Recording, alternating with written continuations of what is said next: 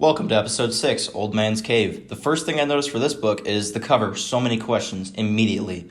Why is the moon orange? Is Grandma Ben gonna be a villain in this one? And what is that? Before reading, my closest guess is Rockjaw's paw at a weird angle. It's confusing looking, also not a real frame, bringing the total down to 2 out of 6. Compared to the title of the last book, we had no idea what a Rockjaw was until we saw the cover, but Old Man's Cave has been mentioned before, we've just never been there. Another short one at 118 pages, but this one's jam-packed with some big stuff, so buckle up, because we might fly out the windshield going 65 at some point.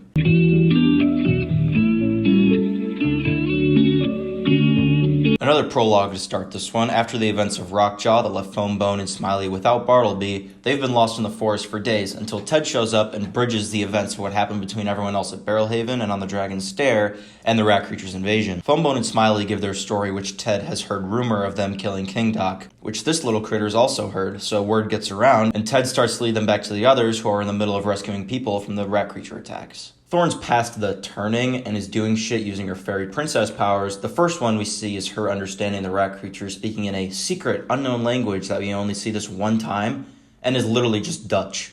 And this is the sole reason I don't compare Bone to Lord of the Rings, because Smith saw Tolkien write a whole-ass language, and instead decided to throw a dart at a map that landed on the Netherlands, then only used Dutch once. I already have the BBL for whatever the hell bones are, but from here on out, since Thorne has realized she's the Valley's Jesus, I'm going to start the very similar NFL, or New Freak Power list, showing what powers Thorne learns by being a Veni Yankari. Thorne, Phony, Wendell, Euclid, and Jonathan Oakes continue on until returning to the Barrelhaven Tavern for the first time since the rat creature swept through the valley, and everything is gone. Like someone told the Hulk there's an old lady being robbed outside the tavern, and this is the result.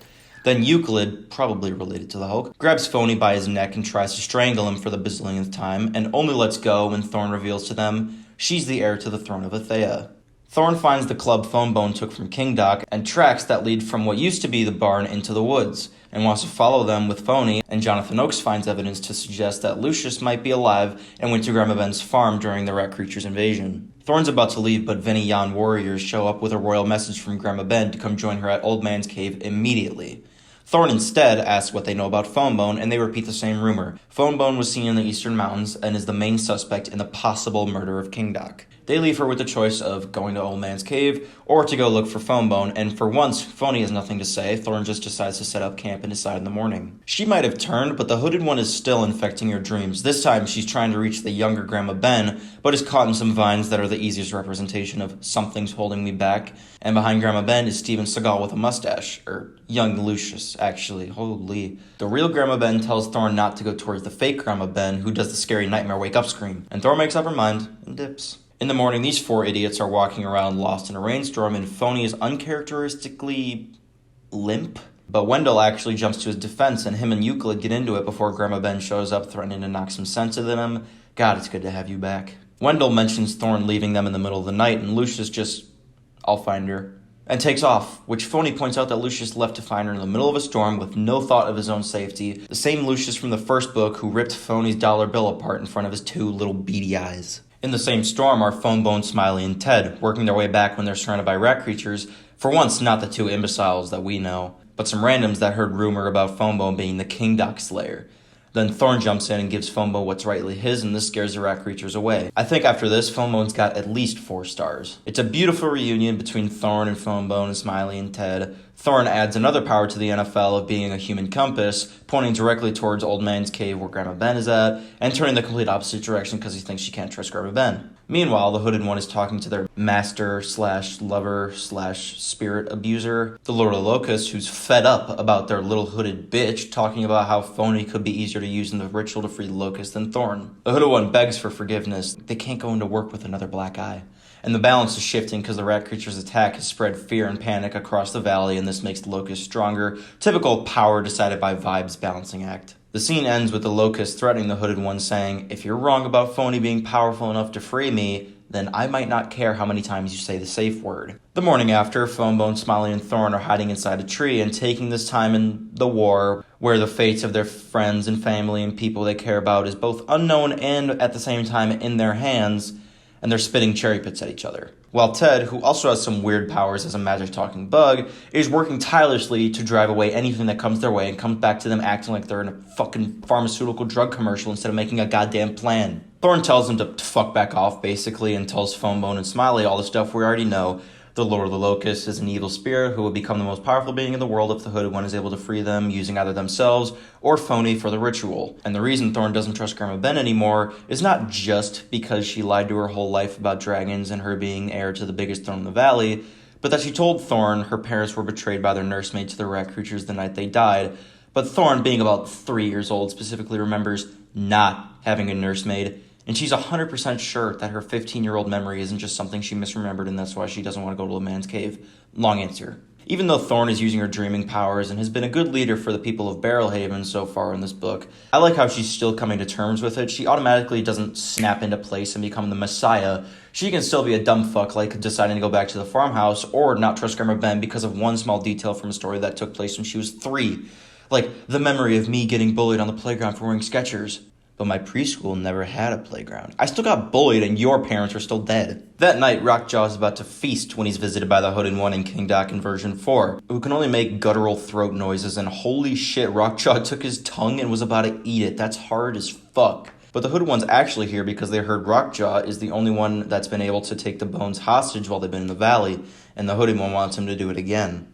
The terms of the trade, Rockjaw wants some more land to rule over and a fourth of the rat creature army's profits, and the Hooded One agrees if Rockjaw brings them both Phony alive and Thorn's dead body. By the way, this set of frames reminds me of the Charlie Brown Halloween special. God, my mom would be so proud of me for referencing that. Anyways, Phony's been sick for days and has woken up in Old Man's Cave. The first time we see it is 63 pages in, and it's the name of the book, just like the second. Actually, the Great Cow Race doesn't happen for 75 pages, now that I think about it. Phony remembers everything, including Grandma Ben is now proto-queen of the valley, and walks with her while she delves further into what the dreaming is. The dreaming is a great river that flows around us in all directions. When we dream, we peer through a foggy glass into the river and see a world that is connected to all other living things. That dreaming world exists even when we are awake. Same. Grandma Ben tells the story of the whole world, basically. Before humans or rats or big stupid fucking bees, the world was ruled by dragons, and the first dragon was named Mim, and she kept the power of the dreaming in balance by holding her tail in her mouth, and everything was fine until this spirit called the Lord of the Locusts wanted to start some shit and took over Mim's mind, and the dreaming went all out of whack, and the other dragons had to team up and turn her to stone with the locust trapped inside her body. The dragons saw what happened with Mim and decided they shouldn't have a monopoly on regulating the dreaming, so they found a trustworthy human woman named Ven Harvester, the ancient ancestor of Grandma Ben and Thorn, and she was made the first human queen. Solidified by these coins, the dragons forged as a sign of the alliance between them and the humans to control the power of the dreaming together. Those that can use and study the dreaming are called the Venu, or Veniyan warriors, same thing. And the leader of the rat creatures and a rogue Veniyan, aka the Hooded One, wants to use Phony as a sacrifice and a ritual to free the locust because they think Phony's a powerful Veniyan for some reason. Phony's psyched about this, and Lucius shows up after looking for Thorn for days with no luck, and Phony mistakes Grandma Ben for the girl Lucius almost married back in the day, who says he didn't realize until it was too late. Foambone, Smiley, and Thorn are visiting the old farmhouse so Thorn can get some of Grandma Ben's old stuff, and while Foambone and Smiley talk about how crazy Thorn is for not trusting Grandma Ben, she's doing the completely sane and normal thing of preparing for a solo mission to go kill the Hooded One by herself. Very quickly, Foambone points out this plan is bordering on throwing the game, and flips out and doesn't sugarcoat it. Grandma Ben lied because it was best for her protection and to get over it, because it's what Grandma Ben thought was best. Thorn does the, you don't get it, you don't know what it's like to lose your parents, fucking Batman over here, and Foambone and Smiley pull the trump card. They're orphans, and they were all they had in Boneville until they came to the valley and met her and Grandma Ben. They also justify Phony trying to constantly scam people as him looking out for Foambone and Smiley since he's the oldest, which I'm sure he was looking out for Foambone when he saw him for the first time after months of being separated during winter. He immediately ate the pie that wasn't meant for him, and to get out of it, he shoved the whole thing in Foambone's mouth. Not enough? How about when Phony was looking out for Smiley when he wanted to split the profits of their gambling scam for the Great Cow Race, 90% for himself and 10% for Smiley? Still not serious enough. How about when he was about to leave the valley without them after getting to the Dragon's Stair with a wagon load of treasure? I'm sure he was looking out for them instead of blaming them for not being on time, for him stealing all the possessions of the people who he conned into wanting to genocide the dragons, for fuck's sake. They convinced Thorn to go to Old Man's Cave, and we saw Thorn saving a family from the rat creatures and being a leader a couple days ago, and now we see her thinking she can just end the Hooded One because she feels like it. I like the way Ted puts it. This is some real main character shit right here. We see her initially be heroic and accept her role as royalty with unknown powers. Then she thinks about it and makes a rash decision, But she has friends that call her out on it and change her mind. She still listens to what they have to say. Outside Old Man's Cave, Lucius is leading a group of Barrelhaven soldiers and the hooded Venian warriors to stop the rat creatures from completely surrounding Old Man's Cave, and gives Jonathan Oakes the task of warning everybody when the rat creatures come, because the river is their last line of defense. Lucius goes to prepare the ambush, but the hooded one calls out to him, drawing him in by unhooding them... herself? What? Oh no. In Eyes of the Storm, Lucius revealed he almost got married once, and in this book, Phony assumed it was Grandma Ben he almost got married to since he was always nice and bringing her flowers and shit. But Grandma Ben says it wasn't her, and he didn't realize it was supposed to be her until it was too late. And now here he is calling the hooded one Briar, Grandma Ben's sister, who was cut in half the night Thorne's parents were killed, which...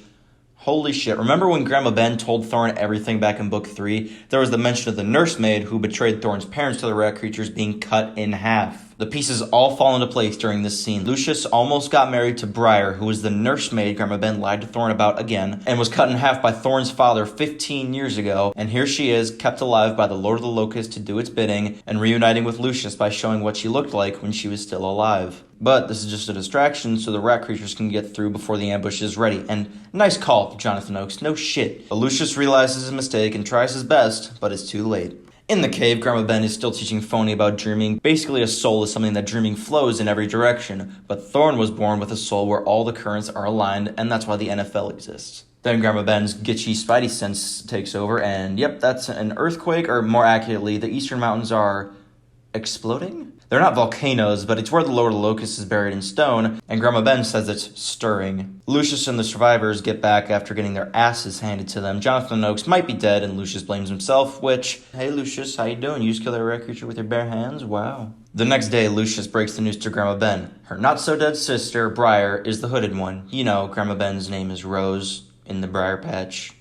Get it? Lucius wishes the dragon could be there to help them, but Grandma Ben tells him that she and the dragon tried to convince the Dragon High Council to join the war in Darren Guard for 3 days. That's where she's been since halfway through Dragon Slayer, and her and the dragon didn't succeed, and the dragons voted to stay underground forever. Wendell and Euclid make the billionth attempt to murder Phony, and this time it looks like it's finally getting to him because he takes off, only leaving his shirt. Grandma Ben tracks him down using the same human compass tracking technique Thorne used. Maybe Grandma Ben needs to be in the NFL too. And finds him and tells him off for thinking he was making a good choice for running since everyone's in danger while he's at Old Man's Cave, not considering that there are rat creatures literally everywhere else besides Old Man's Cave, and he's just giving himself to the enemy. Lucius also followed them, only slightly behind the bounty-hunting Rockjaw, whose gigantic ass gets taken down by Grandma Ben and Lucius, acknowledging that Grandma Ben is indeed built different, until resuming the chase for Phony and Thorne, which takes a very nice turn for the mountain lion when Phony runs into Phonebone, Smiley, Thorne, and Ted. Rockjaw rounds the corner to face Thorne, who, using a new ability to add to the NFL,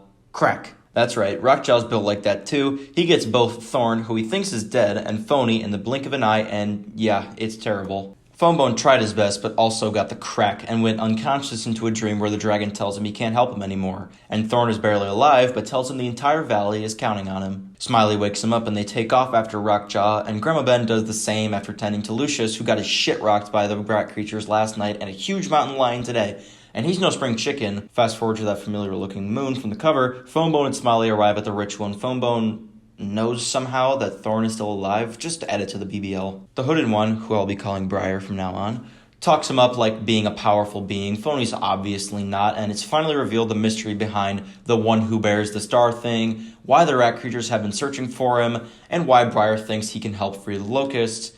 His campaign balloon floated across the entire desert, and the ribbon ripped so it only reads, Fonstable P. Bone will get you. Now, for some reason, this, not even unlikely, but extremely, unforgivably improbable plot device doesn't upset me that much. Like, if you're some medieval serf like these people are presented to be, you would see that giant campaign balloon and go, the harvest will be poor this year. Like, it's a reasonable thing for Briar to think Phony's such a powerful being since he can conjure up this giant plastic form. Grandma Ben shows up at the perfect time to interrupt the ceremony to tell Briar her sacrifice of Phony won't do shit to free the Lord of the Locusts, and that her jealousy of the Locusts wanting to use Thorne as their mortal vessel instead of Briar has made her blind, and she saw the campaign balloon and went, see, there's another one, you can still use me. The Lord of the Locusts realizes Briar's mistake and is angry enough to start demolishing the mountain and Briar's body, and the locusts from her fly onto Thorne, but Phonebone stops them by putting the dragon coin necklace on her, and she's all, what happened again, and they all escape the mountain, ending on a cliffhanger that's good until you remember that all Venian warriors can wear their hoods like this, but that's neither here nor there.